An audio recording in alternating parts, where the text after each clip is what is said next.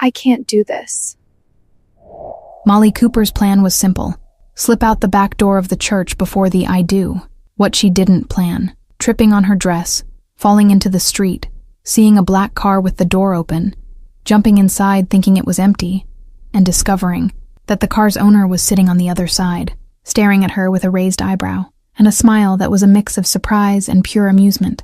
Interesting, he said, his voice deep and velvety. Didn't know brides were running away from churches, especially into my car. Before she could respond, the car started moving. Now, he added, leaning toward her, you're my problem. First things first. Hello, I'm Lena, the mind behind every story on this channel. And now on screen you're seeing comments from Carolyn and Marty. Thank you so much to everyone who commented. And tell me something. If you found out you were dating a mob boss, what would you do? Answer down below, and maybe your comment will appear in the next video. Chapter 1. Escape and Plea. I need to hide. 15 minutes earlier, at the church, the situation was different. I was staring at my reflection in the dressing room mirror, and the only thing I could think about was that this wedding dress was the most beautiful and most suffocating thing I'd ever worn in my life. The fabric weighed on my shoulders as if it carried all my mother's expectations, all the Graham family's ambitions, all the weight of a future I'd never chosen. Hazel was behind me, adjusting the veil, and I could feel her gaze burning into my back. Molly, are you sure about this? Her voice came out low, almost a conspiratorial whisper. I turned to her, feeling my heart racing. Hazel, I can't marry Steve. I just can't. I don't love him. She crossed her arms. But your mom. My mom wants the alliance with the Graham family. I cut in, feeling my voice come out louder than I intended. I don't know what I want, but it's definitely not Steve. Hazel grabbed my shoulders firmly. Then run! Now! How? There are 200 people out there. Back door. Get out, grab a cab, disappear. I looked at the mirror again, at that version of me all wrapped up in tulle and empty promises. Okay, I'm doing this. Her smile was the most beautiful thing I'd seen all day. Finally, go. I'll hold off your mom as long as I can. I didn't have a plan beyond running. I went out the back door, and the fresh air hit my face like a slap of reality. And then, because the universe has a terrible sense of humor, I tripped on the damn hem of the dress. I fell to my knees on the sidewalk with a dull thud. The pain was immediate, and when I looked down, I saw blood staining the white fabric. Perfect. Damn it. I got up limping, and that's when I saw the black car parked a few yards ahead, with the back door open. The driver was distracted on the phone, his back to me. My brain decided that was a perfect hiding spot, just until Steve gave up looking. I jumped into the car, throwing myself onto the soft leather seat. My heart was beating so loud I was sure they could hear it blocks away. I pressed my hands against my chest, trying to control my breathing, and it was exactly at that moment that the door on the other side opened. I froze completely. A man entered the car with the ease of someone who owns the world. Impeccable black suit, dark hair slicked back, brown eyes that pierced through me with genuine surprise, and then a slow, dangerously amused smile curved his lips. Interesting. His voice was deep, velvety. Brides usually run from the church, not into my car. I was breathless. I thought the car was empty. Clearly it wasn't. He looked down. Are you bleeding? I followed his gaze to my scraped knee. I fell, running away. From whom? From my wedding. The laugh that came from him was low, incredulous. Ah, runaway bride. My favorite specialty. You're what? It was a joke. Pause. What's your name? Runaway bride. Molly Cooper. And yours? Vincent Mello. The way he said his own name carried weight. And why are you running from your wedding, Molly Cooper? Because I don't want to marry him. My mother forced me. The families arranged it. It's a business marriage, not a love one. I see. He leaned back, completely at ease. And you decided that inside my car would be the best hiding spot? Sorry, I'll get out. Molly, where are you? Panic hit me. I recognized that voice. It could only be Steve. Vincent looked out the window. Man in a tuxedo searching desperately? That's my fiancé. Ex-fiancé. He can't see me. Molly Cooper, you can't hide forever. I turned to Vincent and begged. Please don't tell him I'm here. Please don't say anything. I'm begging you. He studied me, clearly amused. You're begging me? Yes, I'm begging. Don't say anything. Let him pass. Please. And what do I get out of this? What? You invaded my car. You're asking me to lie for you. What's my compensation? I don't have anything. I ran away in just the dress. No wallet, no phone, no. Steve's voice cut through the air. Did you see a bride pass by here? The driver's voice responded calmly. No, sir. Sorry. If you do, Let me know. She's my fiancé. Of course, sir. I waited for the footsteps to fade before whispering, is he gone? Vincent was still looking out the window, still searching, but distant. Pause. You're terrible at running away, you know that? It's my first time. I've never run away from anything in my life. It shows. There was silence until it was broken again. So, Molly Cooper, what do we do now? You're not going to turn me in. Depends. Are you going to stay hidden in my car forever? No, I just need a place to go until Steve gives up looking. And you have that place. No. Family? My mom planned the wedding. She'll kill me. Friends? Hazel would try to help me, but Steve will look there first. Vincent fell silent, and then made a decision that seemed to amuse him. Okay what? I'll take you. Take me where? My hotel. You hide there until the ex-fiancé gives up. You'd do that? Why not? It's entertaining, and I'm rarely entertained. But you don't even know me. His smile widened. And you don't even know me. But you begged, and I have a weakness for desperate women in wedding dresses. Is that a joke? Maybe. Or maybe you're the first bride who jumped into my car. He turned. Louis, drive to the hotel. The driver turned around and his eyes widened. Vincent, there's a bride in the car. I know. She's a temporary passenger. Okay, this is new even for you. Drive. The car started moving. Reality started hitting me. I was in a car with a complete stranger going to a hotel. Wait, I don't know who you are. You could be a kidnapper, or worse. Vincent laughed. Worse than a kidnapper? A murderer. A trafficker, a predator. I'm many things, Molly Cooper, but runaway bride predator isn't one of them. But what do you do? Business, hotels, nightclubs, entertainment. That's a vague answer. It's a safe answer. I crossed my arms. You sound like a criminal. He didn't deny it. And you sound like a spoiled princess running from responsibilities. I'm not spoiled. I ran away from a forced marriage that your family arranged, that you accepted, until running away at the last minute. I was scared. My mother is intense, and the Graham family is powerful. I thought I had no choice. There's always a choice. Easy to say when you don't have a controlling mother. I had a controlling father. Worse. Something in his voice gave me chills. And what did you do? Took his place. How? Story for another day. He looked at me. For now, you stay at the hotel, hide, and we'll decide the next step tomorrow. What if Steve finds me? He won't. My hotel is discreet, and I'm very good at hiding things. Chills again. He was dangerous, but he was helping me. Why are you doing this? Vincent looked at me intensely. Because you begged, and because I have a weakness for desperate eyes. Pause. And because your story is interesting. Proper princess running from boring prince. Classic. I'm not a princess. Cooper family? Traditional, rich, you're a princess. You just didn't know it. And the smile was predatory. Big bad wolf, obviously. I swallowed hard. Great. Jumped from the castle into the wolf's den. But the wolf promised not to eat you. Yet? He laughed. Relax, princess. You're safe with me. I didn't know if I believed him, but I had no choice. Okay, until tomorrow. Until tomorrow. The next day, the car stopped at a VIP entrance that was nowhere near the main lobby. It was discreet, almost hidden. I got out of the car and looked around, seeing the luxury, but also something I couldn't identify, something dark and exclusive. This is different, I murmured. Vincent walked beside me. It's a private hotel for specific clients. Specific how? People who value discretion. Louis appeared behind us, and I realized he wasn't carrying anything because I literally had no luggage. Vincent, presidential suite? Yes. And send someone to get clothes for her. Size? He looked me up and down with a precision that made me blush. Small, comfortable, nothing formal. You don't need to. You're in a wedding dress. You need clothes. Okay, thank you. When Vincent opened the room door, I simply stopped. Enormous, incredible view of the city. King-size bed that seemed to float. Soaking tub that could fit 3 people. Luxury I'd never seen before. Not even in my own house. This is too much. My voice came out in an impressed whisper. It's what I have. He paused. Rest. Tomorrow we'll talk about the next steps. Vincent,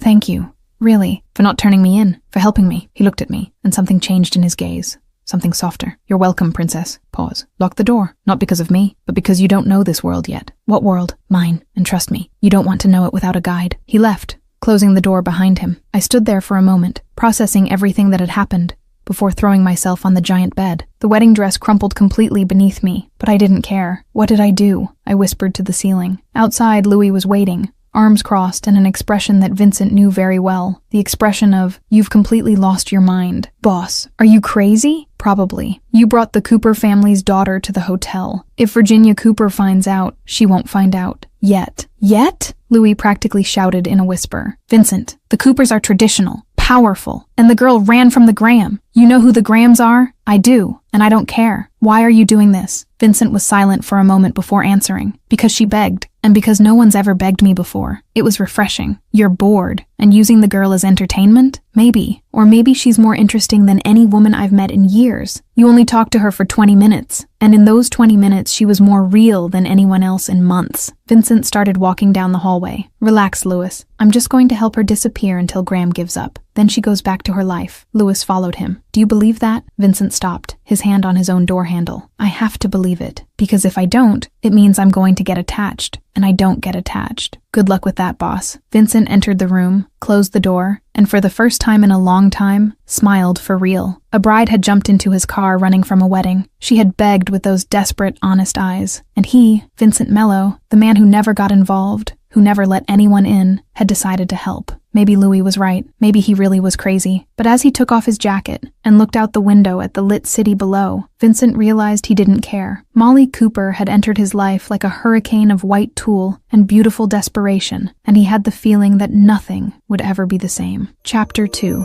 Next Morning and Reality. You're safe here. I know. I woke up with my whole body aching, and the strange feeling that I'd slept inside an expensive cloud. It took me a few seconds to remember where I was, and when the memory came back, all the craziness from the day before hit me at once. The wedding, the escape, the car, Vincent Mello. I had slept in a wedding dress. I sat up in the giant bed and looked around the presidential suite in the morning light. It was even more impressive than it had seemed the night before, with sunlight coming through the enormous windows and illuminating every luxurious detail. For a moment, I wondered if I'd dreamed it all, but then I looked down and saw the wrinkled white fabric stained with dried blood on the knee and knew it was real. Everything was absurdly real. A soft knock on the door made me jump out of bed. My heart immediately raced, that panic instinct still fresh. I walked to the door slowly, hesitant, and when I opened it, there was no one there, just an elegant cart with breakfast and several bags of clothes carefully arranged. On top of the breakfast tray, there was a handwritten note in elegant masculine handwriting. Get dressed. Breakfast in 30 minutes. Penthouse. V. I grabbed the clothes and almost laughed at the precision. Jeans in my exact size. Simple but clearly expensive blouse. Even the lingerie was perfect. How had he known my size so accurately? That should scare me, but instead it only made me curious.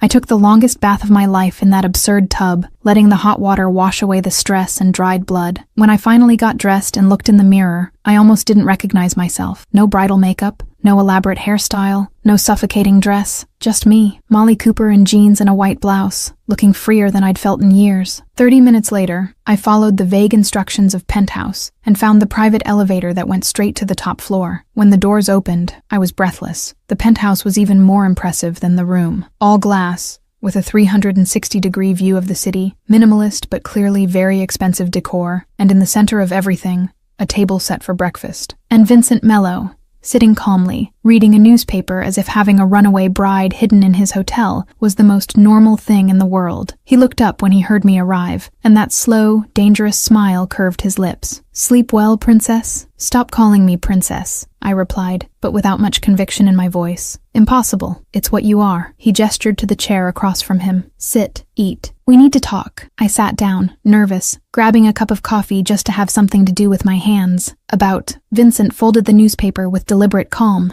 and then turned it toward me. About the fact that you're in the headlines. My stomach dropped. The front page had a huge photo of me leaving the church, the dress half torn, an expression of pure panic on my face. The headline screamed in bold letters, Cooper heiress flees wedding with Graham scandal. No, how did they? My voice came out strangled. Paparazzi, there's always some. Vincent spoke with that irritating calm. Your mother gave an interview. I closed my eyes, already imagining the disaster. What did she say? He took the newspaper back and read aloud. Molly is going through a difficult time. We ask for privacy while we resolve the situation as a family. Translation, she wants to drag me back. I practically screamed. Probably. And Steve also gave an interview. I felt fear tighten in my chest. What did he say? Vincent continued reading, and there was a touch of amusement in his voice. Molly and I had a misunderstanding. I'm sure we'll work it out. Our love is strong. Love? I was on my feet without even realizing when I'd stood up. He doesn't even love me. He just wants the reputation, obviously. But the public loves a story of true love overcoming obstacles. Vincent leaned back in his chair, watching my reaction with that intensity that left me breathless. And now, my voice came out smaller, more vulnerable. Now you stay here, hidden, until you decide the next step. For how long? However long you need. I sat down again, my head spinning. But my work, my life, I can't just disappear. You already disappeared. When you jumped into my car, he paused, his dark eyes fixed on me. The question is, do you want to go back to the life you had? Or do you want to start a new one? The question hung in the air between us, heavy with possibilities. I don't know. Then figure it out. Meanwhile, you're safe here. Before I could respond, the penthouse door opened and Louis walked in with a tablet in his hand, a serious expression on his face. When he saw me, he waved briefly before turning to Vincent. Boss, Virginia Cooper hired a private investigator to find Molly. I felt panic hit me again. My mom hired an investigator? Louis looked at me with something that seemed like sympathy. And Steve too. Apparently they're desperate. Vincent didn't seem the least bit worried. They won't find her. The hotel is a ghost. I frowned. Ghost how? No public records. Clients pay in cash, no external cameras, invisible. The reality of that hit me slowly. That sounds very illegal. Louis let out a short laugh. Oh, honey, illegal is our middle name, Louis. Vincent's voice carried a warning. What? She's going to find out eventually. Louis turned to me with a smile. The boss here runs an operation that makes the government look amateur at secrecy. I looked from Louis to Vincent, feeling something cold settle in my stomach. Operation of what, exactly? Vincent sighed, but didn't seem particularly bothered about being exposed. Adult entertainment. Legal, but morally questionable. Casinos, among other things. The truth hit me like a punch. You are a criminal. Technically, no. Morally, debatable. He leaned forward, and suddenly the space between us seemed smaller. But I've never heard anyone who didn't deserve it. Louis practically jumped with enthusiasm. He's kind of like Robin Hood. If Robin Hood wore Armani and had a Ferrari. Louis, you have work to do. Vincent's voice was firm now. I'm just helping ease the tension. Louis winked at me. Relax. He looks dangerous, but he's a kitten when he wants to be. Louis! Louis laughed and left, still humming something that sounded suspiciously like wedding music. I sat there processing everything, the reality of the situation finally hitting me with full force. I'm hiding in a hotel owned by a mob boss. Technically, yes. Problem? I should have a problem. I should be terrified. I should be running for the door. But instead,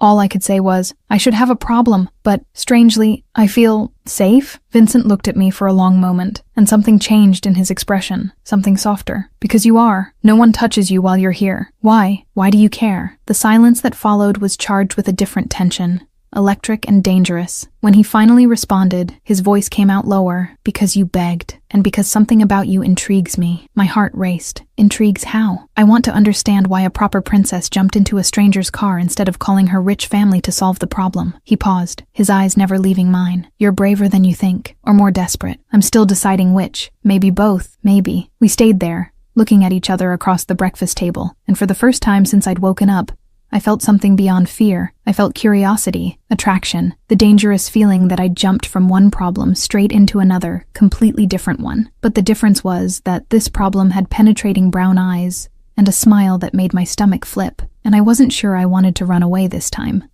Molly wasn't sure yet, but I think Vincent already had his absolute certainty. Or am I wrong? Chapter 3. Getting to know his world. You understand me. The following days turned into a strange and unexpectedly comfortable routine. I should be desperate to leave. I should be planning my escape. I should be doing anything other than settling into life inside that luxurious and morally questionable hotel. But Vincent Mello had a way of making everything seem natural. He made a point of entertaining me, and I didn't know if it was out of kindness or if it was because he really enjoyed my company. Maybe both. Dinners at the penthouse became a daily ritual, with conversations that stretched for hours. We talked about everything and nothing, from politics to old movies, from cheap philosophy to bad jokes. He was surprisingly funny when he wanted to be, with a dry, sharp humor that caught me off guard and made me laugh until my stomach hurt. On the third day, he showed me the hotel's private library, and I almost cried with happiness. It was a hidden space on the 10th floor, all lined in dark wood, with shelves that went from floor to ceiling, and a sliding ladder that looked like something out of a classic movie. Thousands of books, some rare, some old, all perfectly organized. How did you know I love books? I asked, running my fingers over the spines with reverence. Vincent was leaning against the door, watching me with that intensity that was already becoming familiar. I didn't know, but now I do. He paused. You can come here whenever you want. The library is yours. My heart did a strange leap in my chest. Thank you. He also let me explore the penthouse and the private terrace when I needed air, always with Louis discreetly nearby to ensure my safety. And whenever I mentioned I needed something, anything, Vincent simply sent Louis to get it. Books, chocolates, even a specific hoodie I'd casually mentioned I used to wear at home. Everything appeared like magic. You don't need to do all this, I said one night, after Louis brought my favorite brand of tea that I'd only mentioned once. I know, Vincent replied simply, but I want to. It was the night of the 5th day when everything changed. Or maybe it didn't change. Maybe it just became clearer what was already happening beneath the surface. We were on the penthouse's private terrace, the lit city stretching below us like an ocean of lights. Vincent had brought wine, something expensive I couldn't pronounce the name of, and we were sitting in comfortable armchairs, just existing in the same space. The silence was pleasant, but there was something hovering in the air, something unspoken that needed to be addressed. Why are you doing this? The question came out before I could think better of it. Helping me, without asking for anything in return? Vincent took a sip of wine, his eyes fixed on the city lights. Who said I didn't ask for anything? My stomach tightened. Did you? He finally looked at me, and there was something vulnerable in that look I'd never seen before. Company. I live alone in this hotel. It's lonely. You have Louis. Louis is my brother. It's not the same thing. He swirled the wine glass between his fingers. And you're different from everyone I know. Different how? Honest. Real. You don't want anything from me except a hiding place. I thought about that for a moment. And that's good. It's refreshing. The women I know always want something. Money, status, power. You just want to escape from a life you didn't choose. And you understand that? My voice came out lower, more intimate. Vincent was silent for a long moment, and when he finally spoke, there was a darkness in his voice that made me shiver, more than you can imagine. My father forced me into this life. I didn't choose to be this, but you took his place. You said so, because it was him or me, and I chose to survive. He took another sip of wine, and I could see the tension in his shoulders. My father built this empire, but he did it by stepping on anyone who got in the way, including me. He molded me to be the perfect successor, without ever asking if that's what I wanted. What happened to him? He died. Heart attack. Vincent laughed, but it was a sound without humor. Convenient for me, less convenient for him. You don't miss him? No, he was cruel, controlling. Like your mother, but worse. The comparison hit me, and suddenly it all made sense. Why he helped me, why he understood. So we're alike. We are. Two fugitives from lives we didn't want. I looked at him, really looked, and saw not just the dangerous, powerful man who commanded a morally questionable empire. I saw someone who had fought for his own choices, who had survived a father who sounded as terrible as my mother was controlling. But you built an empire. I just ran. Vincent leaned forward, and suddenly the space between us seemed smaller, more charged. Running is the first step. Building comes after. Pause. And maybe I'll help you build too. Why? Because I like seeing people win, especially when they have the courage to run first. The moment became charged. Electric. I could feel my heart beating faster, could feel the heat rising up my face. There was something happening between us, something I didn't know how to name, but that scared me and attracted me at the same time. I needed to change the subject before I did something stupid. Do you have a girlfriend? Wife? Vincent leaned back again, breaking the tension, and something that looked like relief and disappointment crossed his face. No, I don't do relationships. Why? Because in my world, relationships are weaknesses, and weaknesses get you killed. The coldness with which he said that broke me a little. That's sad. It's realistic. He looked at me again. And you? Besides Steve? A few boyfriends. Nothing serious. My mother always interfered. I sighed. She had opinions about everything. About who I dated, what I wore, what career I should follow. Sometimes I feel like I was never really myself. And now? The question came softly. Here, hidden from the world. Away from your mother. Who are you? The question caught me off guard. I don't know. I'm still figuring it out. Vincent smiled, and it was a genuine smile, without the usual irony. Good. That means you're on the right track. We fell silent again, but this time it was more comfortable. I took a sip of wine, and let the question that had been tormenting me finally come out. Do you think she'll forgive me, my mother, for running away? Eventually, but first she'll try to control you again. It's what people like Virginia Cooper do. They don't know how to love without controlling. The truth of that hurt. What if I don't want to be controlled? Vincent looked at me with that intensity that made my stomach flip. Then you fight, like I fought. But I don't know how to fight. My voice came out small, vulnerable. I'll teach you. My heart raced. You'd do that? I'm already doing it. Hiding you, protecting you, giving you time to decide the next step. He paused. But when you decide, I'll help you execute it. The tears came without warning, tears of gratitude and relief, and something else I couldn't name. Thank you, Vincent. He moved so fast I didn't even see it. Suddenly he was kneeling in front of my chair, his large, warm hand curved against my face, his thumb wiping away the tears with a gentleness that completely contrasted with everything I knew about him. You're welcome, princess. His touch burned. I could feel the heat radiating from his palm against my cheek, could see the intensity in those dark eyes studying me as if I were something precious and fragile. My breath caught in my throat. The moment stretched, loaded with possibilities.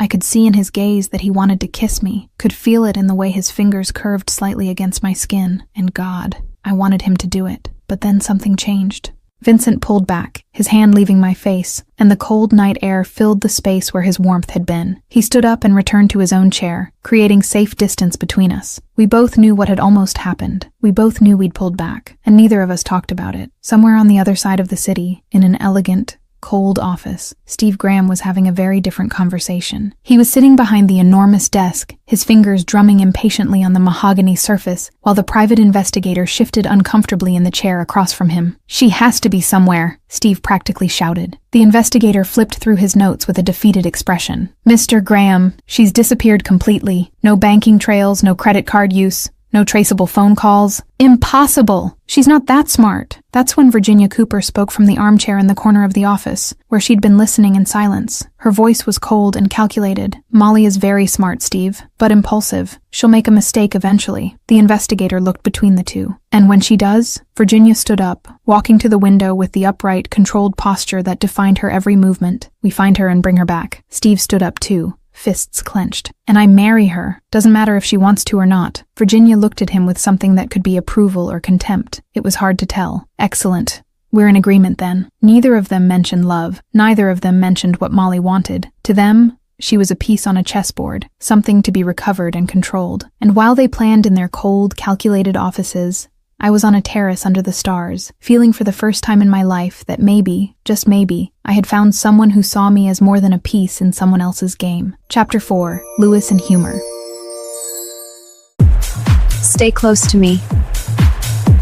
Risky outing. A week had passed, and I was starting to feel the effects of being trapped, even if in a 5-star prison. The room was beautiful. The penthouse was incredible. The library was my personal paradise. But there was something in me that was starting to feel claustrophobic. I needed air, movement, anything that wasn't those same luxurious walls. That's when Louis showed up at my room door with a steaming pizza box in his hands, and that mischievous smile I was already learning to recognize. "Delivery," he announced, entering without waiting for an invitation. I was lying on the bed with a book, but the sight of the pizza box made me sit up immediately. "Luis, you brought normal food. The boss was feeding you caviar and truffles. Figured you needed real pizza." He opened the box on the bed, and the smell of melted cheese and baked dough filled the room. I grabbed a slice and bit into it, closing my eyes in pure pleasure. "This is so much better." Louis threw himself in the armchair next to the bed with his own slice. "See? I'm better than Vincent. Don't tell him," I said between bites. "Our secret." He winked, and then tilted his head, studying me with those perceptive eyes. "So you and the boss, huh?" I almost choked on the pizza. "Me and the boss, what?" "The heavy tension between you two. Even I feel it, and I'm notoriously oblivious to these things." I felt my face heat up. "There's no tension." Louis rolled his eyes dramatically. "Molly, please. I've seen how he looks at you, and how you look at him." "I don't look." "Yes, you do. With those, wow,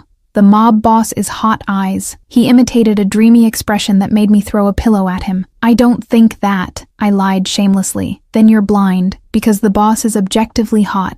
Even I admit it, and I have high standards." Louis grabbed another slice, completely at ease. "But seriously, the boss likes you. A lot. He's never let anyone stay here this long." I stopped eating, processing this. "Because I have nowhere to go." "Lie." Louis looked at me seriously now. "He wants you here, because you make him smile. And the boss never smiles." "He does smile. Before you? Never. Now. Every time he talks about you. Every time you enter a room. Every time someone mentions your name. That's big, Molly. You don't understand what that means." I fell silent, my heart beating faster. But his world is dangerous. It is. Very dangerous. Louis leaned forward, and there was something genuine in his gaze now. But when Vincent Mello protects someone, nothing touches that person. He'd move mountains, burn cities, destroy empires to keep you safe. That's who he is when he really cares. The words hung in the air between us.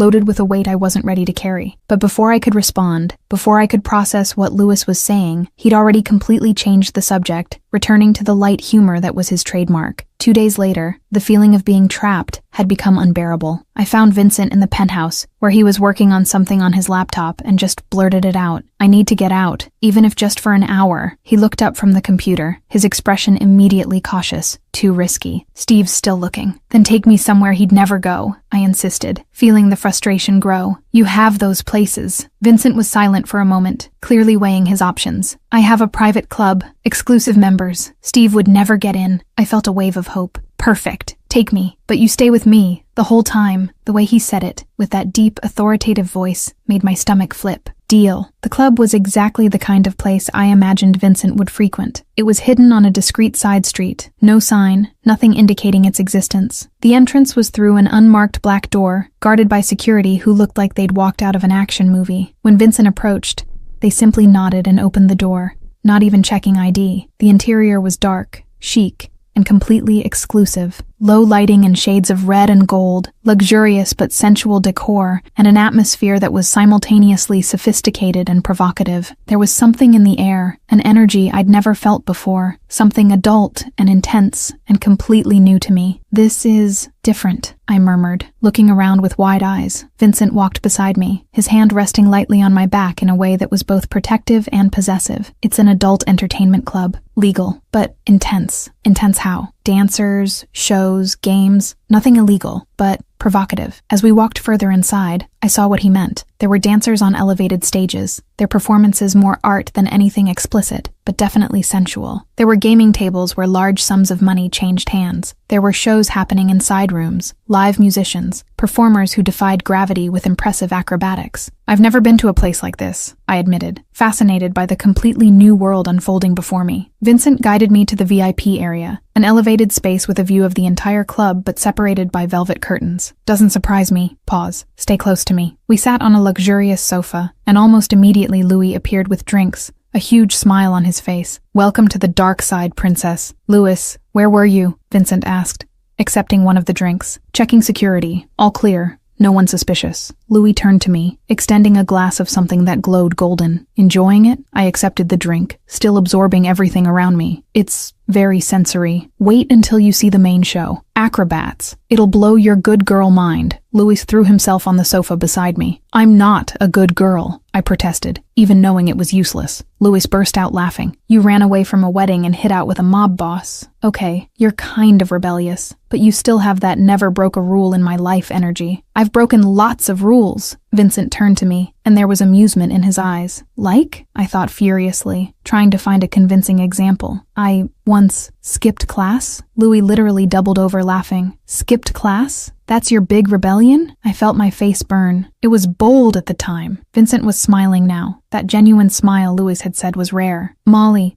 you're adorable. Don't call me adorable. It makes me sound like a child. He leaned closer, and suddenly the space between us seemed tiny. You are adorable, and brave, and stronger than you realize. Pause. But yes, you're a good girl, and there's nothing wrong with that. I was about to respond when Louis's voice over the radio cut through the moment. Boss, we've got a situation. Steve Graham on the main floor. Vincent tensed immediately. How did he get in? A member brought him as a guest. He's looking for someone. I felt panic hit me like a punch. Vincent looked at me and his expression had completely changed, from relaxed to dangerously focused. Molly, we need to leave. Now. Why? Steve's here. My heart stopped. How? Doesn't matter. Come on. Back exit. He pulled me from the sofa, and we started moving quickly through the club's side corridors. My heart was beating so hard I could hear the blood pulsing in my ears. We were almost at the exit when I heard it. Molly? Steve's voice echoed through the hallway. He'd seen something. Someone. A woman's silhouette that must have looked like me. Vincent didn't hesitate. He pushed me into a small, dark private room, entering behind me and locking the door with a soft click. The space was tiny, we barely fit, and suddenly we were pressed against each other, my heavy breathing hitting against his chest. Did he see me? I whispered, fear making my voice tremble. Vincent was listening to the sounds outside.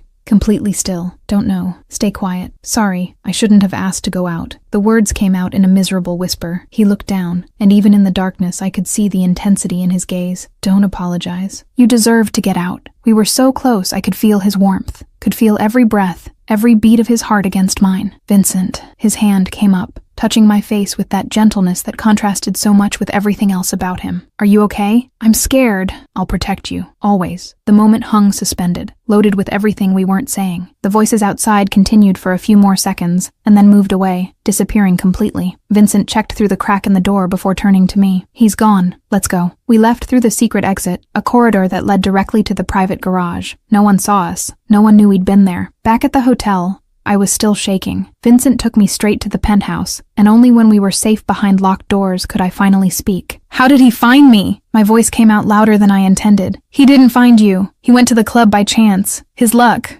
Our bad luck." Vincent poured 2 glasses of whiskey, handing me one. I took a large sip, feeling the liquid burn going down my throat. What if he comes back? He's banned now. I guarantee it. But what if he finds out I'm with you? Vincent looked at me over his glass, and there was something dangerous in his gaze now. He won't. And if he does, I'll deal with him. How? The way I deal with all threats. Pause. But you don't need to worry about the details. I put the glass on the table, feeling my hands still shaking. "Vincent, thank you, again, for protecting me." He set his own glass aside and walked over to me, his hands resting on my shoulders. "Always, princess." And in that moment, with his hands warm on my shoulders and his eyes fixed on mine, I realized Louis was right. Something was happening between us. Something inevitable and scary and completely out of my control. And for the first time, I wasn't sure I wanted to fight it. What do you think? Should our protagonist fight what she feels?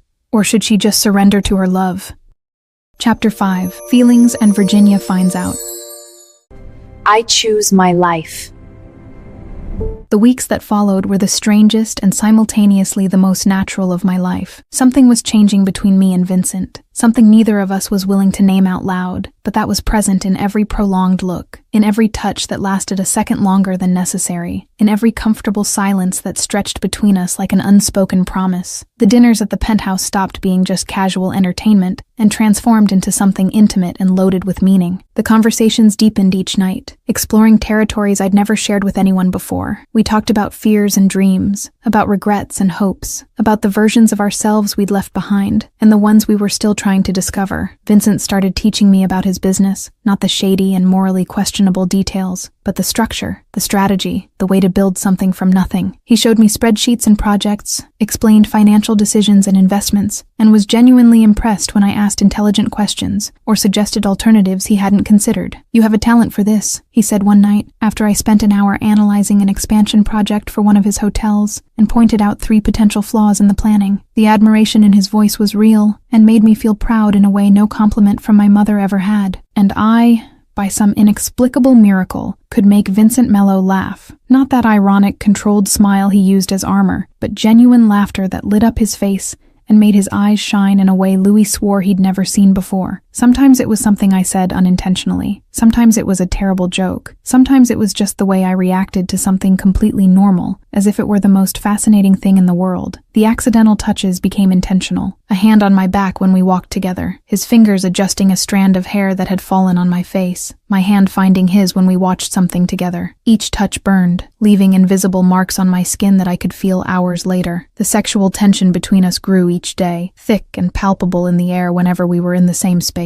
It was the kind of tension that made my breathing fail when he entered the room, that made my heart race when he got too close, that made every cell in my body vibrate with awareness whenever his eyes landed on me. It was on one of those nights, almost 3 weeks after I'd jumped into his car running from my own wedding, that everything almost changed. We were at the penthouse watching some old movie neither of us was really paying attention to. I was tired, relaxed in a way that only happened when I was with him, and without thinking much about it, I let my head rest on his shoulder. I felt Vincent tense for a second, just a second, before relaxing completely, and sliding his arm around my shoulders in a way that seemed like the most natural thing in the world. We stayed like that for long minutes, just existing together in the same space. And then, I couldn't hold back the question that was tormenting me anymore. Is this weird? My voice came out low, almost a whisper in the comfortable silence of the room. What? His voice reverberated in the chest where my head was resting. This. Us. Me hiding here. You protecting me. Becoming friends? I felt more than saw when he tilted his head to look at me. Are we friends? The question caught me off guard. I don't know. Are we? Vincent was silent for a long, heavy moment. I don't have friends, Molly. I have allies. Employees. Louis. But friends? No. Something in my chest tightened with that admission. Then what am I? Another pause. Even longer. Loaded with weight. Something different. Something I don't know how to name yet. I lifted my head from his shoulder, turning to face him for real. We were too close. So close I could see the small golden flecks in his brown eyes. So close I could feel his breath brushing my face. I don't know what you are to me either. What do you want me to be? The question came out low, intense, loaded with everything we weren't saying. I felt my heart race, felt the heat rising up my face, felt every nerve ending in my body come alive. More than protector, more than friend. But I don't know if I can want that. Why? Because your world is dangerous. Because I'm running from one life to not fall into another complicated one. The words came out in a vulnerable whisper. Vincent raised his hand, his fingers tracing a soft line along my jaw in a way that made my stomach flip. Fair. Long pause. But what if I told you that you make me want to be less dangerous? My heart practically stopped. Seriously? You make me want normal things. Dinners without worry, conversations without hidden agendas, waking up and having a reason to smile. His voice was so low now I had to lean even closer to hear. You make me want to be a better person. The tears came without warning, hot and fast. Vincent, he wiped them away with his thumb, that soft, careful touch that broke me and fixed me at the same time. But I understand if you don't want this. I come with heavy baggage, and I come with a crazy family and a stalker ex-fiancé. We both have baggage. My voice came out shaky but determined. Vincent leaned closer, so close our lips were just centimeters apart, so close I could feel his warmth enveloping every inch of me. For one infinite moment, I thought he was going to kiss me, desperately wanted him to kiss me, but then he stopped, his forehead resting against mine, his eyes closed as if he were fighting something internal. Maybe when all this is over, we try? His voice came out hoarse, loaded with contained desire. Try what? Us. For real, without hiding, without running, just the two of us, seeing where this can go. I felt my heart swell in my chest. I'd like that. Then it's a promise. He pulled away, creating safe distance between us again. But the promise hung in the air like something solid and real. Meanwhile, on the other side of the city, in a cold, impersonal corporate office, Virginia Cooper was having a conversation that would change everything. The private investigator was standing in front of her desk, holding a folder with an expression that was a mix of triumph and apprehension. Virginia stared at him with that icy intensity that made grown men shrink. Mrs. Cooper, I found something. Virginia leaned forward, her hands clasped on the desk. Finally, where is my daughter? I don't know the exact location, but she was seen entering a club owned by Vincent Mello. The name fell in the air like a bomb. Virginia went completely still, only her eyes narrowing dangerously. Vincent Mello, the mob boss. Yes, ma'am. Apparently she's with him. Virginia stood up so abruptly the chair scraped on the floor with a sharp sound. My daughter is with a criminal? It appears so, ma'am. Virginia grabbed her purse with stiff, controlled movements, the kind of control that came before an explosion. I'm going to destroy him. 2 hours later, she was at the entrance to Vincent's hotel, and the security guards were trying politely but firmly to block her passage. I'm sorry, ma'am, but this is a private establishment and I am Virginia Cooper. Her voice cut through the air like a sharp blade. And my daughter is here. Let me in or I'll call the police and make a scene that will be in all the papers tomorrow. One of the guards murmured something into the radio, and seconds later Louis' voice responded. Boss, we have a problem. Virginia Cooper is at the entrance demanding to come in. At the penthouse, I was with Vincent when we heard the message. I felt all the blood drain from my face. My mom? Here? Vincent tensed, but his voice came out calm. She found out. Pause. Do you want to talk to her? I don't know. Panic was starting to take over. That old deep fear of disappointing Virginia Cooper, of facing her fury. Vincent held my face in his hands,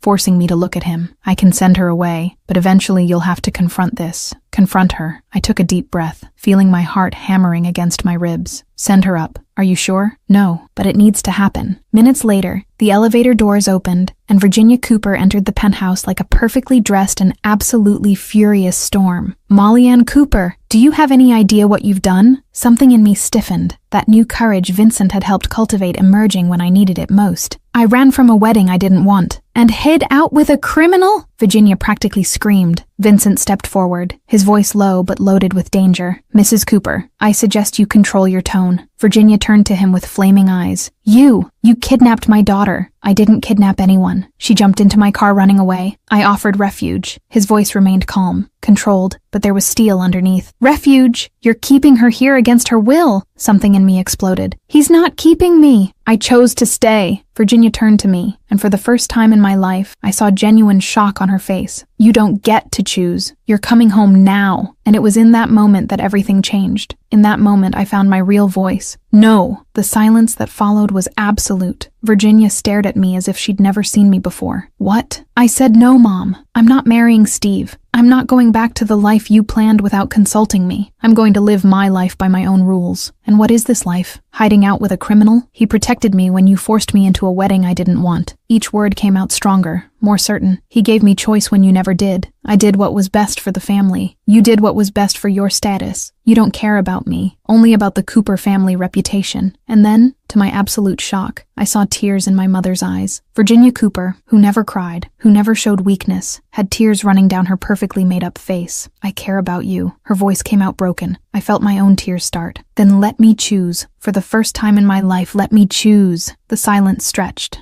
heavy and loaded. Virginia looked from me to Vincent and back to me. When she finally spoke to him, her voice was controlled again, but there was something different in it. Mom, if anything happens to her, I will destroy you. Vincent didn't waver. Nothing will happen. I guarantee it with my life. Virginia looked at me for a long moment. Are you sure about this? About him? And I realized I was, completely. I'm more sure about him than I ever was about Steve. My mother sighed, a sound of defeat I never thought I'd hear from her. Okay, you stay, but you call me every day. I need to know you're okay. Okay, Mom. Virginia walked to the door, but stopped before leaving, looking back one last time. You've grown up, Molly. I just wish it had been in a different way.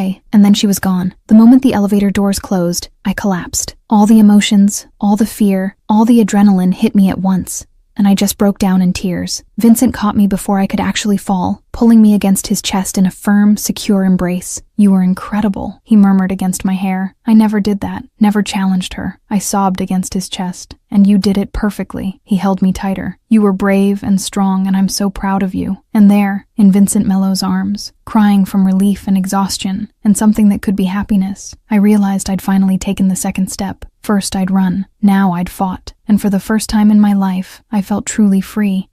I'll admit to you guys, I think this chapter had one of the most intense confrontation scenes I've ever written. Chapter 6, Steve Threatens and Protection. Don't touch her. The days following the confrontation with my mother brought a strange feeling of peace mixed with apprehension. Virginia had kept her word, and I called her every day, short and still somewhat tense conversations, but ones that gradually started to seem less like performances and more real. She asked questions about how I was, what I was doing, and for the first time in my life, seemed genuinely interested in the answers, instead of just looking for flaws to correct. Vincent noticed the change in me, the way I walked a little more upright, smiled a little more easily, spoke with a little more confidence. He didn't say anything directly, but I saw it in his eyes, in that way he had of looking at me as if he were watching something precious unfolding right in front of him. It was on one of those quiet afternoons, when I was in the library lost in a book, that my phone rang with an unknown number. Normally I would ignore it, but something made me answer. Molly, stop this. Come back to me. Steve's voice hit me like ice water. I was completely paralyzed, the book slipping from my fingers and falling to the floor with a dull thud. We hadn't spoken since the wedding day, since I'd run out the back door of the church, and hearing his voice now brought back all the panic and claustrophobia I'd felt during those months of forced engagement. No, Steve, it's over. My voice came out firmer than I expected, surprising even myself. You left me at the altar. You humiliated me in front of everyone. His voice was loaded with barely contained anger, that cold, controlled anger that always scared me more than shouting.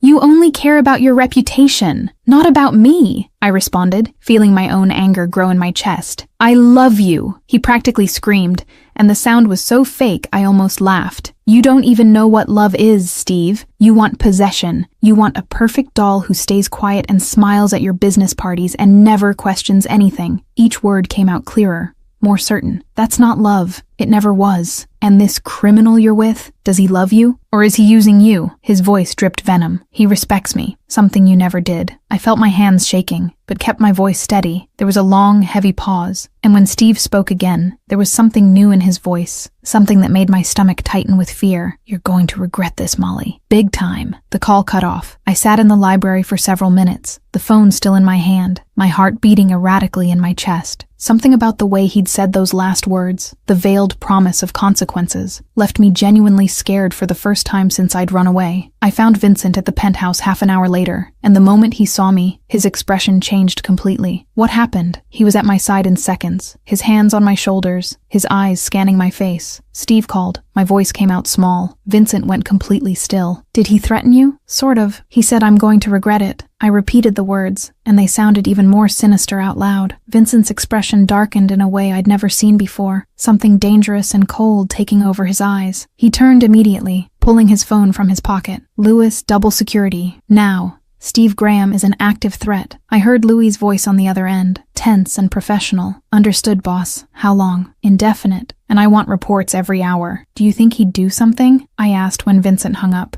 feeling fear tighten my chest. Vincent pulled me closer, his hands resting on my face in a way that was both protective and comforting. Proud men do stupid things when they're rejected, and Steve is very proud. Pause. But he won't touch you. I guarantee it. 2 days later, we discovered exactly how far Steve was willing to go. It was rare for me to leave the hotel, but Vincent had insisted we needed to handle some things related to documents my mother was preparing, official paperwork declaring that I wasn't missing, but rather making a conscious choice of privacy. It was late afternoon, and we were heading back to the car when it happened. A black van stopped abruptly in front of us, completely blocking the path. The side doors opened, and 3 men jumped out, all big, all dressed in black, all moving with purpose directly toward us. What happened in the next few seconds was so fast my brain could barely process it. Vincent pushed me back with a force that made me stumble, putting his own body between me and the approaching men. Run! His voice came out in a sharp command, but before I could move, before I could process what was happening, Vincent's security guards appeared out of nowhere.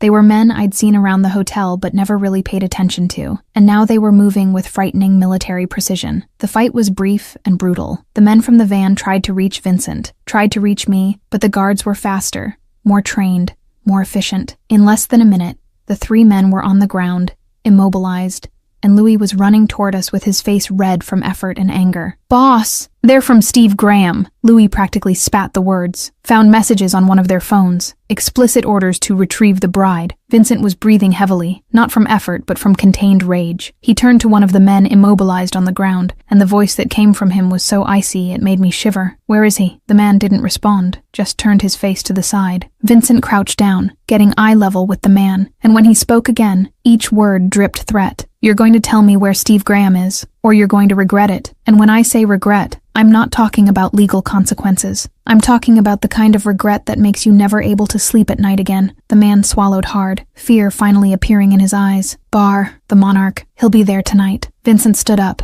making a gesture to Louis. Take them. I don't want to see them again. Ever. Louis nodded to the other guards, who began dragging the men away. Vincent turned to me, and the anger on his face softened immediately when he saw the expression on mine. Are you okay? He was at my side again, his hands checking if I was hurt, his eyes scanning every inch of me. I'm in shock. My voice came out shaky. They tried to take me, I know, and they failed, and they'll keep failing. Vincent pulled me against his chest, and I could feel his heart beating hard against my cheek. Breathe. You're safe. I'm here. Later that night, after Vincent took me back to the hotel, and made sure I was safe in the penthouse with Lewis and 2 more guards at the door, he disappeared. I knew where he'd gone. I knew what he was going to do. And a part of me, the part that was still trying to be the good girl Molly who never broke rules, felt guilty for not trying to stop him. But the bigger part, the new part that was learning to fight for her own choices, knew that Steve needed to understand he couldn't just take me like I was his property. Vincent found Steve exactly where the man had said, in an expensive, discreet bar in the financial district. Steve was sitting alone at a table in the back, drinking something that probably cost more than most people made in a week, with that irritating expression of superiority I knew so well. When Vincent approached and simply sat in the chair across from him without invitation, Steve looked up with a mixture of surprise and poorly disguised fear. Vincent mellow. His voice came out uncertain. Vincent didn't waste time on pleasantries. You tried to take Molly. Grave mistake. Steve tried to recover his composure. straightening his shoulders and assuming that important man posture he always used. "She's my fiancée." Was, past tense, over. Vincent leaned back in his chair, but there was nothing relaxed about his posture. It was like watching a predator deciding when to attack. "And if you try to touch her again, I won't be nice." "You can't threaten me." Steve tried to sound confident, but his voice betrayed his fear. Vincent laughed, but it was a sound completely devoid of humor. Cold as ice. "Steve, I control half this city. I can make your life disappear with a single phone call." Long, heavy pause. "But I'm civilized, so I'll give you a choice. You give up on Molly, forget she exists, or I make you give up. By force." Steve swallowed hard, his fingers gripping the whiskey glass so tightly his knuckles turned white. "And if I don't give up?" Vincent stood up slowly, leaned over the table and whispered in Steve's ear with a voice so low and loaded with threat that it made the other man visibly tremble. "Then you find out why people in this city fear me. And when you do, you'll wish you'd made the right choice." He pulled away and left the bar without looking back, leaving Steve sitting there, trembling and pale. When Vincent returned to the hotel, it was almost midnight. He found me awake in the penthouse, unable to sleep, pacing back and forth like a caged animal. The moment the elevator doors opened and he entered, I ran toward him. "What did you do?" The words came out in an explosion of worry and fear. "Talk to him.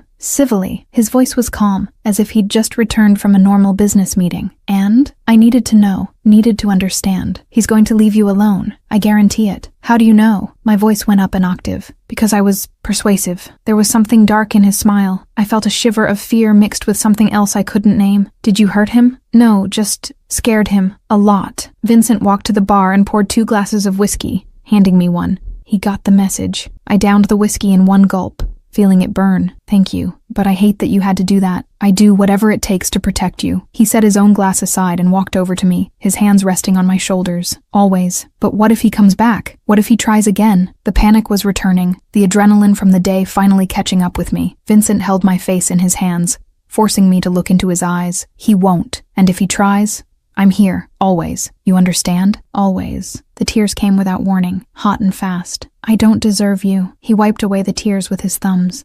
That infinitely gentle touch. "You deserve everything." And then, for the first time since we met, he kissed my forehead, his lips warm and soft against my skin. But it wasn't enough. Something in me, something brave and new and tired of waiting, decided it wasn't enough. "What if I want more than a forehead kiss?" The words came out low, but firm. Vincent went completely still, his eyes widening slightly. "Molly, I want you, Vincent. For real." I placed my hands over his, still resting on my face. "I'm tired of waiting, tired of being afraid, tired of pretending I don't feel what I feel. Are you sure? Because if we do this, there's no going back." His voice came out hoarse, loaded with barely contained desire. I looked into his eyes, into those intense brown eyes that really saw me, that respected me, that made me want to be brave. I want there to be no going back. And finally, Vincent Mello really kissed me. It was like the whole world stopped. His lips met mine with an intensity that completely took my breath away, one hand sliding to the nape of my neck while the other settled on my waist, pulling me against him.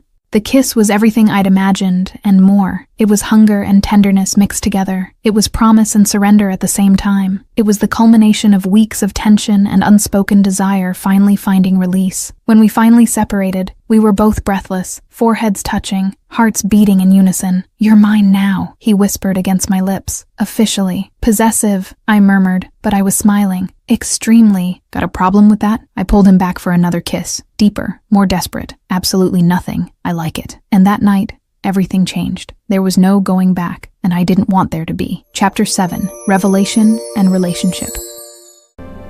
I'm not running. The first thing I registered upon waking was the warmth. Not the suffocating, uncomfortable warmth that came from blankets that were too heavy, but the human, comforting warmth of another body close to mine, of strong arms wrapped around my waist, of soft, rhythmic breathing against my hair. The second thing I registered was that I definitely wasn't in my room. I opened my eyes slowly, blinking against the soft morning light coming through the huge glass windows, and realized I was in Vincent's room, in his bed, with him. The memories of the previous night came back in successive waves, each more vivid than the last, bringing with them a heat that rose up my neck and invaded my face. The kiss, the way he carried me, the tenderness mixed with passion, the way everything between us had finally materialized after weeks of growing tension. I turned my head slightly on the pillow and found Vincent already awake, propped up on one elbow, watching me with that intensity that was now so familiar, but still managed to make my heart race. There was something different in his gaze this morning, something softer, more open, as if some final barrier had fallen during the night. "Good morning, princess." His voice came out hoarse with sleep, loaded with a new intimacy that made my stomach flip. I felt my face heat up even more. "Good morning." My own voice came out small, almost shy, which was ridiculous considering what had happened between us. How long have you been awake watching me?" A slow smile curved his lips, long enough to confirm you're even more beautiful in the morning. Flatterer. But I was smiling, unable to help it. Honest. He extended his hand, his fingers tracing a soft line across my face, down my cheek to my chin. "How are you?" The question was simple, but the weight behind it was immense. He was asking if I regretted it, if I was okay, if I was still sure. "I'm good, better than good." I paused, biting my lip. Was that real? Vincent leaned closer, his forehead touching mine. Very real. And now, the question came out in a whisper, loaded with all the uncertainties that still hung between us. "Now you're mine." Officially. The way he said it, with that possessive, certain voice, should scare me, but instead it just made my heart race faster. "Possessive," I murmured, echoing our conversation from the night before. "Extremely. We've already established that." He smiled against my forehead. "Problem?" I slid my hand across his chest, feeling the muscles contract under my touch. "No, I like it." "Good, because I don't share." He pulled me closer, and we stayed like that for long minutes, just existing together in the comfortable silence of the morning, the world outside temporarily forgotten. That's when we heard quick footsteps approaching from outside, and then, before either of us could react, the bedroom door burst open. "Boss, we need to talk about the situation with the supplier of—" Louis stopped mid-sentence, his eyes widening as he processed the scene in front of him. I was in Vincent's bed, clearly wearing only his shirt that I'd picked up from the floor earlier, and Vincent was beside me, equally shirtless, with his arm still around my waist. There was absolutely no ambiguity about what had happened. "Finally!" Louis practically shouted, a huge smile spreading across his face. "I knew it! I knew it was just a matter of time! Louis!" Vincent and I shouted at the same time, me pulling the sheet up while Vincent threw a pillow at his brother. Louis dodged the pillow with a laugh. "What? You guys were obvious for weeks. I was starting to think it would never happen." He leaned against the doorframe, clearly with no intention of leaving. "Boss, you're smiling in the morning. This is historic. I need to document it. Louis, get out." Vincent's voice carried authority, but there was a touch of amusement underneath. "I'm happy for you guys. The boss deserves it." Louis winked at me. "You too, Molly. He's an idiot sometimes, but he's a good idiot." "Louis!" Vincent grabbed another pillow. Okay, I'm leaving." Louis raised his hands in surrender, still laughing. "But just for the record, I told you you had chemistry. Nobody ever listens to me." He started to close the door but stopped. "Oh, and boss, lock the door next time. There are things a brother doesn't need to see." The door closed completely, and I could hear Louis's laughter echoing down the hallway as he walked away. I looked at Vincent, who had his hand covering his eyes in something between embarrassment and amusement. "He's impossible. He's Louis." Vincent lowered his hand, looking at me with a genuine smile. "But he's not wrong. Were we obvious?" "Probably." I laughed, snuggling closer to him. "Louis said weeks ago that you smiled every time you talked about me. I didn't believe him. It was true." Vincent kissed my forehead. "You make me smile. You make me want to be better. You make me feel things I swore I'd never feel again." The words hit me square in the chest, heavy with meaning. "Vincent, I know it's early. I know all this is crazy and fast and probably insane." He looked into my eyes, and there was a vulnerability there I rarely saw. "But I don't care. You're mine now, and I'm going to protect this. Protect us. I want that too," I whispered, emotion tightening my throat. "I want us." We stayed like that for a while longer before the reality of the outside world came knocking again.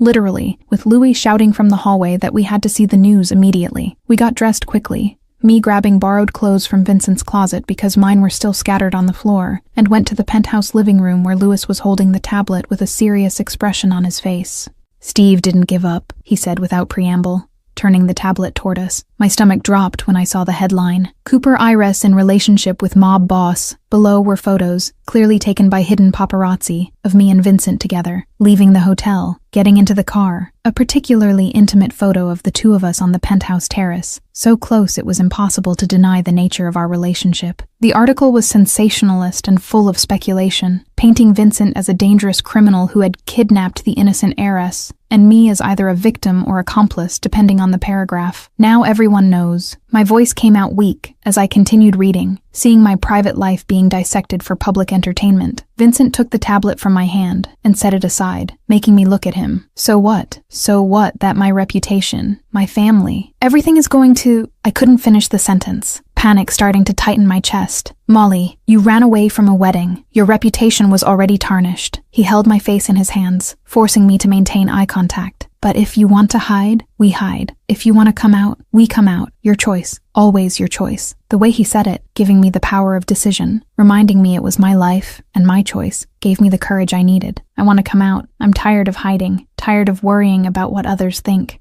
Vincent smiled, and it was that genuine, rare smile Louis had said was just for me. Then we come out, and the world can deal with it. That's when my phone rang, my mother's name flashing on the screen. I took a deep breath before answering, prepared for another battle. Molly, the news. Is it true? You and Vincent? My mother's voice didn't sound furious as I expected, just tired. Yes, Mom, it's true. I love him. The words came out more easily than I imagined, and when I looked at Vincent as I said them, I saw something light up in his eyes. There was a long silence on the other end of the line, and then my mother sighed. Does he make you happy? The question caught me completely off guard, happier than anyone else ever has. Then, okay, I accept. I almost dropped the phone. Seriously? You chose Molly, and for the first time, I see you truly happy. I see you fighting for what you want, making your own decisions, being strong. Her voice became softer. You're becoming the woman I always knew you could be.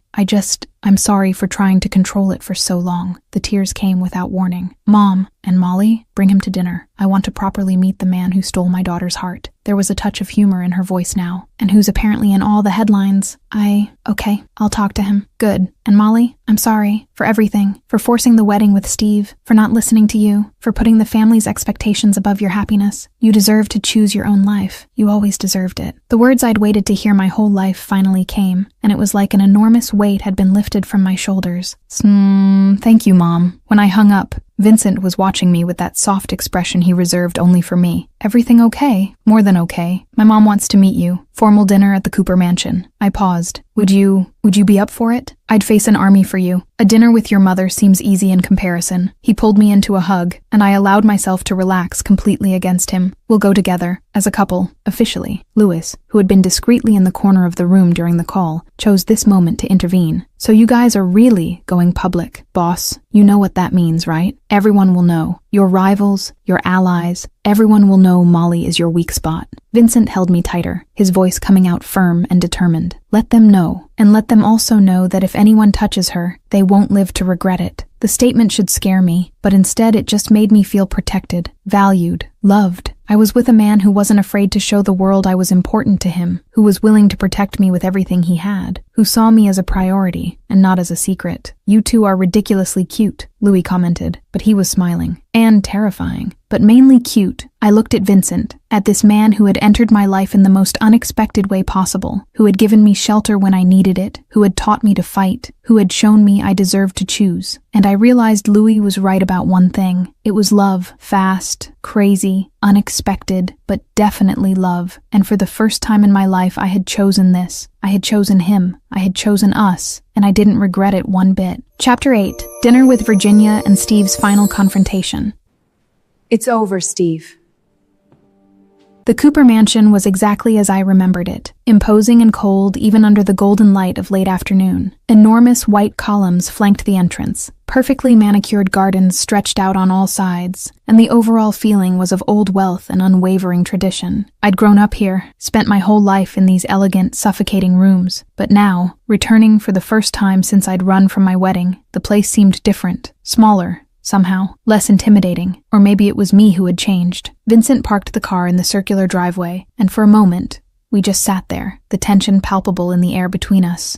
I could see from the rigidity in his shoulders, from the way his fingers gripped the steering wheel a little tighter than necessary, that he was nervous, even though he'd never admitted out loud. Vincent Mello, the man who commanded half the city without blinking, was nervous about having dinner with my mother. "Are you okay?" I asked, placing my hand over his. He looked at me, and for a moment the mask of control fell, revealing the genuine concern underneath. I face criminals, dangerous rivals, situations that could kill me without hesitation, but officially meeting the mother of the woman I love? He let out a short, humorless laugh. That's scary in a completely different way. My heart skipped in my chest, hearing those words so casually, as if he hadn't even realized what he'd said. You just said you love me. Vincent went completely still, processing his own words, and then a slow, genuine smile curved his lips. I did, and it's true. I love you, Molly Cooper, completely, irrevocably, in a way that scares me and completes me at the same time. The tears came without warning, hot and fast. I love you too, so much that sometimes I can't breathe right when I think about it. He leaned in, capturing my lips in a soft kiss full of promise. Then let's do this together. Let's face your mother. Let's come out publicly with our relationship. Let's build something real. Together, I repeated, feeling the words settle in my chest like something solid and true. We got out of the car and walked hand in hand to the front door. The butler, the same one who'd been there since I was a child, opened the door with a carefully neutral expression, but I saw the slight tremor of surprise in his eyes when he saw Vincent at my side. News traveled fast, apparently, and everyone in the house probably already knew exactly who the man who had stolen the Cooper heiress was. My mother was waiting for us in the formal living room, the one with the huge fireplace and family portraits dating back generations. She was sitting in her favorite armchair, her back perfectly straight, her hands delicately clasped in her lap, every inch the Cooper matriarch. But when she saw us enter, when her eyes landed on me and then on Vincent, I saw something soften in her face. Molly, she stood up, walking toward me with measured steps. Are you well? I am, Mom. Better than I've been in a long time. I let go of Vincent's hand just long enough to hug my mother, feeling her initial rigidity melt into something more genuine. When we separated, Virginia turned to Vincent, and the assessment in her eyes was intense and calculated. Mr. Mello, thank you for accepting my invitation. Vincent extended his hand, and I saw the moment he decided to be completely honest instead of charming or evasive. Mrs. Cooper, thank you for receiving me in your home. I know the circumstances are unusual. Virginia shook his hand briefly before gesturing to the sofas. We'll have dinner soon, but first I'd like to talk. Please, sit. We sat side by side on the sofa, and Vincent kept my hand firmly intertwined with his, a gesture of unity and support that didn't go unnoticed by my mother's sharp eyes. So, Mr. Mello, Virginia began, her voice polite but loaded with purpose. What exactly do you do? Vincent didn't waver. I manage entertainment businesses, hotels, nightclubs, some investments in properties and urban development, and the mob part? The question came direct, without beating around the bush, typically Virginia Cooper. I felt Vincent squeeze my hand lightly before responding with the same brutal honesty. I have connections, and I operate in areas some would consider morally gray, but I've never hurt innocents, never entered businesses that harm people who don't deserve it, and I always keep my word. Virginia studied him for a long moment, her eyes scanning his face as if she could read every hidden secret. And my daughter? Where does she fit into this dangerous world of yours? She is my world. The answer came quick and firm, without hesitation. Molly is the most precious thing in my life. I protect her with everything I have, with everything I am. No one touches her. No one hurts her. That's non-negotiable. Something changed in my mother's face, a reluctant approval mixed with something that could be respect. Good, because if you hurt her, if you allow anything to happen to her, I will hunt you down, and I don't care how powerful or dangerous you are. No one hurts my daughter. Vincent smiled, and there was genuine appreciation in the smile. Fair. I'd expect nothing less from her mother. I looked between the two of them, feeling something warm in my chest. My mother was accepting, really accepting, not just tolerating, but genuinely approving. Dinner was served in the formal dining room,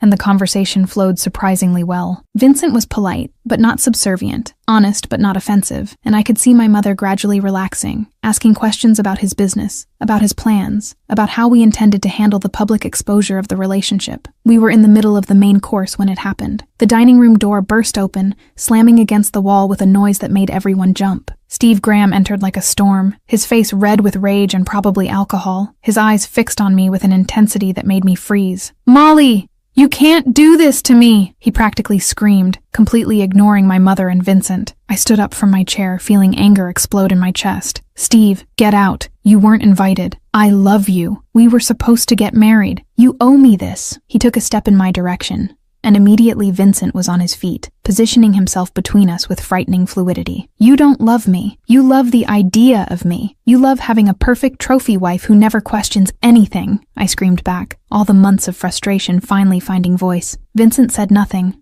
but his presence was protection enough, his body forming a solid barrier between me and Steve. "And you're going to make me leave? In front of her family?" Steve challenged, looking at Vincent with false bravado. "If necessary," Vincent responded, his voice low but loaded with real threat. That's when my mother stood up, and the voice that came from her was pure steel covered in ice. "Steve Graham, get out of my house. Now!" Steve turned to her, shocked. "Mrs. Cooper, you humiliated my daughter." Virginia cut him off, each word sharp as a blade. "You treated her like property, like something to be traded between families as if we were still in the 19th century. I was wrong to support this marriage, to pressure my daughter into something she clearly didn't want. But that mistake ends now." She walked to the door, opening it completely. "Now get out before I call security and have you removed by force." Steve looked between us, processing that he'd completely lost, that not even Virginia Cooper was on his side. "You're all going to regret this. All of you." "Empty threats from a small man," Vincent said calmly. "Leave, Graham, while you can still leave with dignity." Steve shot us one last look of pure hatred before turning and leaving, slamming the door behind him hard enough to make the paintings on the wall shake. The silence that followed was absolute. Slowly, I sank back into my chair, my hands trembling with adrenaline and relief. Vincent was at my side immediately, his hand on my back, anchoring me. My mother returned to her own chair with the same composure as always, but when she spoke, there was something different in her voice. "You chose well, Molly." I looked at her, surprised. "Vincent is intense, dangerous, probably. Definitely not what I imagined for you." She paused, looking directly at me. "But he clearly loves you, and more importantly, he respects you, sees you as an equal, not as property. That's more than Steve Graham would ever do." The tears came again, but this time they were from pure relief. "Thank you, Mom, for understanding, for supporting me." Virginia smiled, and it was a genuine smile, the kind I rarely saw. "You're my daughter, and seeing you happy, seeing you strong and making your own choices, is all a mother really wants." She turned to Vincent. "Take care of her. Always," Vincent responded without hesitation. "That's a promise." The rest of dinner passed in a completely different atmosphere, lighter, more real. My mother told stories from my childhood that made Vincent laugh, and he shared some carefully edited stories about his own business that made my mother shake her head with reluctant amusement. When we finally said our goodbyes and walked back to the car, I felt like an enormous weight had been lifted from my shoulders. I'd faced Steve for the last time. I had my mother's approval. I had Vincent at my side. "You were incredible in there," Vincent said as we drove back to the hotel, my hand intertwined with his over the center console. "We were incredible," I corrected. "Together." He lifted my hand to his lips, kissing my fingers softly. "Together, always." And as I watched the city lights pass by the window, Vincent driving with one hand while holding mine with the other, I realized I'd finally found my place. Not in the Cooper mansion with all its traditions and expectations, not in an arranged marriage with a man who never loved me, but here, with this unlikely man who had entered my life in the most chaotic way possible and had shown me what it was to be truly seen, truly valued, truly loved. The runaway bride had found her home, and there was no place in the world I'd rather be. Chapter 9. Happy Ending and New Beginning. Yes, forever. 7 months had passed as if they were simultaneously the blink of an eye and an entire eternity. 7 months since I'd jumped into that car dressed as a bride, running from a life I never wanted. 7 months since Vincent Mello had looked at me with that mix of surprise and amusement, and had decided to help me instead of turning me in. 7 months since everything had changed. The life we built together was different from anything I'd imagined, but it was infinitely better than any fantasy. Vincent had kept his promise to teach me to fight, to help me build something of my own, and to my own surprise, I discovered I had a talent for his business. Not the shady, morally questionable part, but the legitimate administration of the hotels, people management, expansion strategy. He put me as operations manager of one of the smaller hotels, a pilot project to see if I really had the knack for it, and in 3 months, I'd increased occupancy by 20% and reduced operational costs without compromising service quality. Vincent was so proud he practically glowed when he presented the results to Louis. "You're a natural at this," he said one night, after we closed a particularly difficult deal with a group of investors. We were at the penthouse, celebrating with champagne, and the pride in his eyes warmed me more than any drink could. "I learned from the best," I replied, snuggling beside him on the sofa. "Lie. This is pure talent." He kissed my forehead. "You were just waiting for the right opportunity to shine." Life settled into a comfortable but exciting routine. We worked together during the day,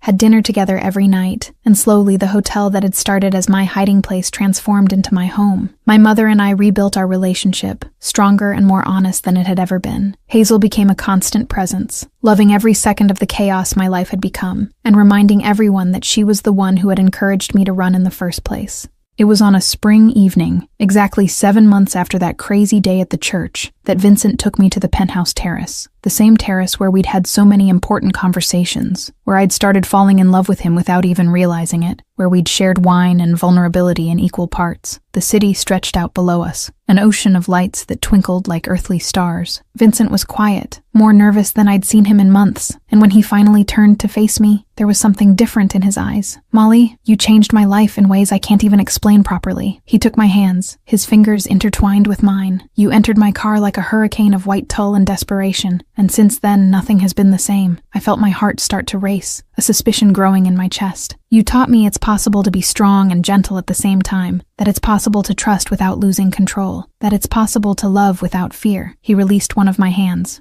reaching into his jacket pocket. "You made me want to be better, made me want to build something real, something that lasts." And then he knelt, and the whole world stopped. The velvet box that appeared in his hands opened, revealing the most beautiful ring I'd ever seen, delicate but stunning, exactly my style in a way that showed how well he knew me. "Molly Cooper, will you marry me? For real this time? Without running? Without drama, just the two of us choosing to spend the rest of our lives together?" The tears were already streaming down my face before I could even form words. "Yes, 1,000 times yes!" He slid the ring onto my finger, and then was on his feet, picking me up in his arms and spinning while I laughed and cried at the same time. When he put me back on the ground, he captured my lips in a kiss that promised forever, and I believed that promise with every fiber of my being. The wedding happened 2 months later, small and intimate exactly as we wanted.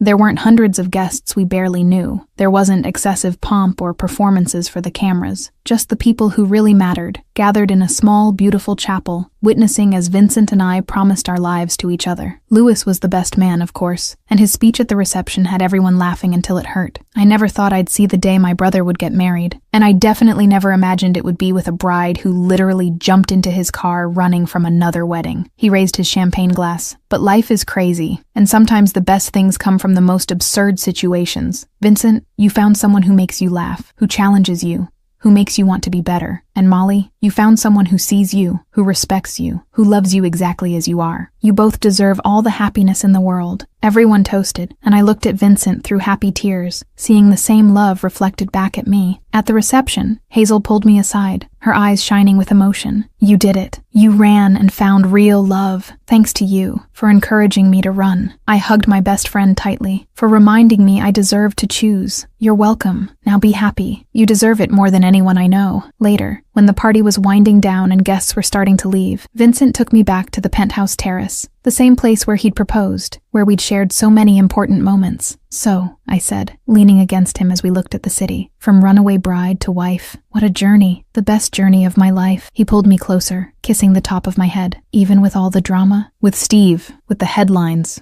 with everything, especially because of the drama, because it brought you to me." He turned me to face him. "I still can't believe you jumped into my car that day. I still can't believe you took me in instead of turning me in. How could I not? You begged with those desperate, honest eyes, and something in me knew you were going to change everything." He touched my face with that tenderness that always melted me. "And you did. Completely. You made me want to be brave. For the first time in my life, you made me feel like I could choose my own path. And you made me want to be better. Made me feel again." He kissed me softly. "So we're mutual saviors." Exactly. We stood there, embraced under the stars, and I thought about the whole journey that had brought me here. I'd run from a wedding I didn't want. I'd jumped into a car I didn't know. I'd begged a dangerous stranger not to turn me in. And that stranger had become my protector, my teacher, my partner, my love, my husband. Two completely opposite worlds had collided on that crazy day. The good girl princess who always followed the rules, and the big bad wolf who made his own laws. But together, we'd found something neither of us knew we were looking for. We'd found home in each other.